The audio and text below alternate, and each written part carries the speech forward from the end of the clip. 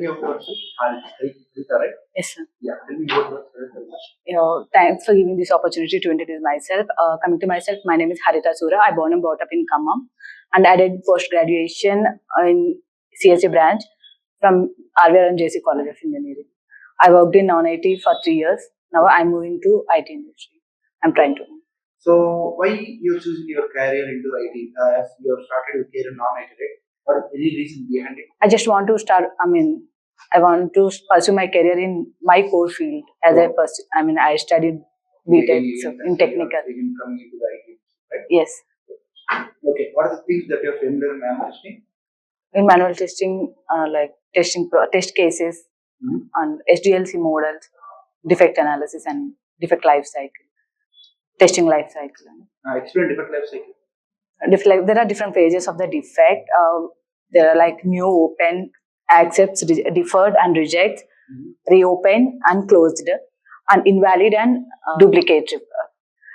If the new means when the queue member rises the defect, it is in the new state, and open means open is queue member after finding the defect, queue member will move it to the QA lead. QA lead will check the defect whether it is perfect or not. Whether it need to be fixed it or not. QA lead will assign it to the developer. Developer will fix it, and after fixing, they will move it to the QA member once again. If he's, QA member will find it is working properly, then they will close the defect. It's not working. If it is not working, they will reopen the defect and it will assign to the same process will repeat again. Yes. Okay. What is the difference between a deferred defect and a rejected defect? Deferred defect in the sense there is a defect, but it is not mandatory to. It is not that priority to fix it immediately. Well, when compared to rejected, it is not. That is not considered as a defect. Or it will be a duplicate defect. Okay. So now let's take you found a defect. You raise a defect to developer. Okay. Now, seeing the defect, developer will reject the defect, but the defect is valid. Then what you will do? We'll assign it. We'll check with our QA lead once again about the defect. After checking QA lead also, you raise a defect to developer. Again, developer rejecting the defect. It is not that priority. Maybe he'll fix it after some time. Right. Now let's take it as a high priority defect, but still developer rejecting the defect. It may be a duplicate defect. Maybe another QA member already raised that defect. It's not a different defect.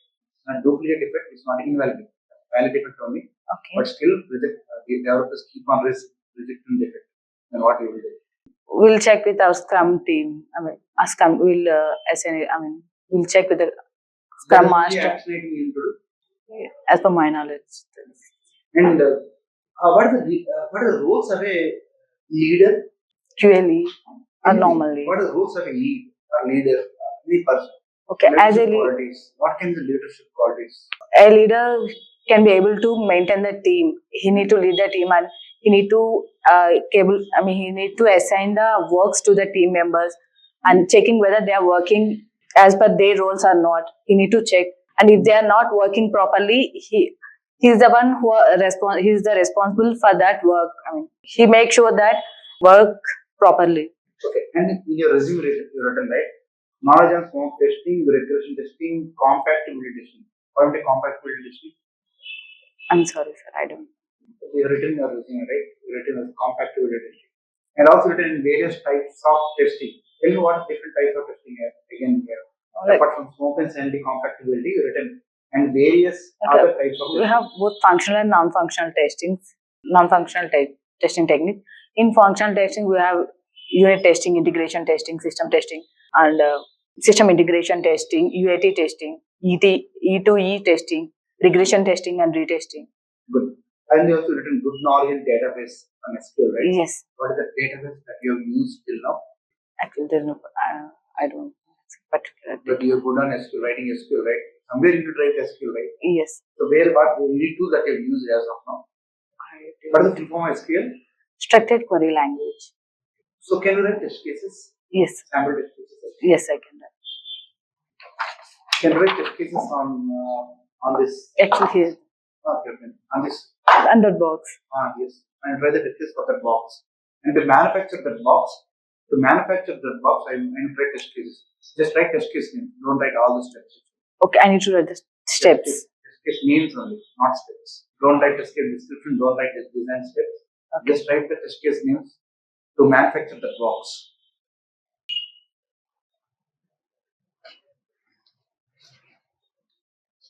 I think I need more. I need at least 10. at least 10 test cases. At least I got only 7 test cases. You can have material also, right? Yes. You write material. I've written about the Shape. material, shape, and whether it is holding or not. I mentioned in the size, height, width, all of them includes inside. What of material that is used to store? Whether it is holding materials or not, that one I have mentioned. Okay, no problem. Okay, that. You need to think about it, okay, not an issue. Sure. And so what will happen? Tell me about the different SDL stages. SDL stages. System planning, system defining, system designing, and a system implementation, testing, and maintenance. What will happen if it doesn't have system testing phase in SDLs? We can't deliver the quality product to the user. Okay. So what is the difference between integration testing and unit testing? Unit testing will check the small part of the code. Integration testing means we are checking the communication between two or more different components in an application. Unit testing means checking the one component, a small component. Okay. So what is the main motive of doing regression? Regression testing. Regression means if there is any change done in an application. I'm not asking about the definition. I just want to know what is the main motive. Whether it is working after adding any changes, whether it is working perfectly or not, we'll check. Okay. Checking. So you will say that we are going to check whether any side effects happen with the Yes. So what is the difference between retesting and regression? Retesting means when a defect fix is given by the developer, we will recheck that defect whether it is working perfectly or not. That is retesting. When compared to coming to regression testing, if there is any change done in an application, this change may lead to some side effects in which are connected to that. Checking whether those applications are working perfectly or not is called as regression testing. Okay. And regression testing need approvals to do that. And there is no defect verification, and it contains the all the past test cases. But compared to retesting, it is more priority than regression, and there is no need of approvals to do, and it contains only failure test cases. What is the difference between Scrum Master and a product owner? Product owner owns the product backlog, which contains the user stories. He is from the client side, and he prioritizes the user stories, and he decides the sprint duration. Well, coming to Scrum Master, he is responsible for the team, and he owns the sprint, and he will conduct the review meetings and everything. Okay. What is the disadvantage in manual testing? Time-taking process. On what basis you are telling that is a time-taking process? We need to write each and every test cases, and it will take more. Manually, it will take more time. And what are the disadvantages in agile process?